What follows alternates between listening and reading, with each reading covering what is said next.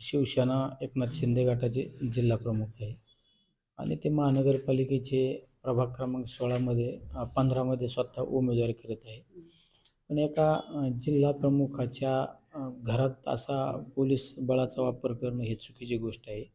हे सगळं राजकीय षडयंत्र आहे.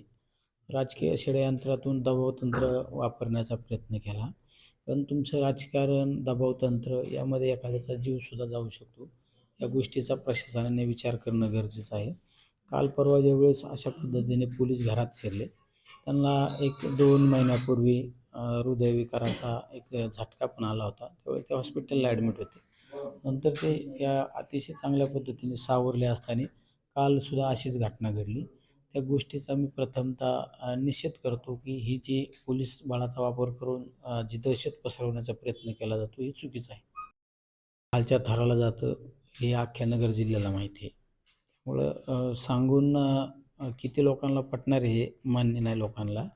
त्यामुळं राजकारण हे खालच्या स्तराला जाऊ राहिलेलं आहे. तुम्ही आमच्या 1 नंबर प्रभागातल्या उमेदवाराच्या दारासमोर पोलिसाचा वापर करून रिव्हॉल्वर काढून त्या ठिकाणी दहशत निर्माण करण्याचा प्रयत्न केला. अजून आमच्या एका भोसले नावाच्या उमेदवाराला सुद्धा दमबाजी केली. असे बऱ्याच ठिकाणी प्रभागामध्ये प्रयत्न घडलेले आहे. आमच्या प्रभाग क्रमांक 14मध्ये शिंदे गटाच्या एका उमेदवाराला दिलीप झुंजुर्डे उमेदवारावर खोटा गुन्हा 307 सारखा खोटा गुन्हा दाखल करून त्यांच्या मुलांना अटक केली. हे बऱ्याच ठिकाणी असे प्रकार केलेले आहे. त्यामुळं घाणेरडं राजकारणाला सुरुवात यांनीच केलेली आहे. शेवट ते त्यांच्या पद्धतीने ते काय बोलतात, त्यांचं प्रत्येक शब्दाला शब्द बदलत असतो. त्यामुळे त्यांच्या शब्दावर एवढा विश्वास ठेवायचा नसतो आणि त्याला प्रतिक्रिया पण द्यायची नसते. मला असंच पत्रकारांनी विचारलं होतं एकदा, तुमचे मुख्य प्रचारक कोण?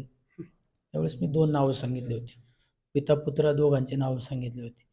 ते कुठल्या पण सभेला उभं राहिल्यानंतर सभा सुरू होताना एक तर माझं नाव घेतलं जातं, नाहीतर शेवट करताना तरी माझं नाव घेतलं जातं.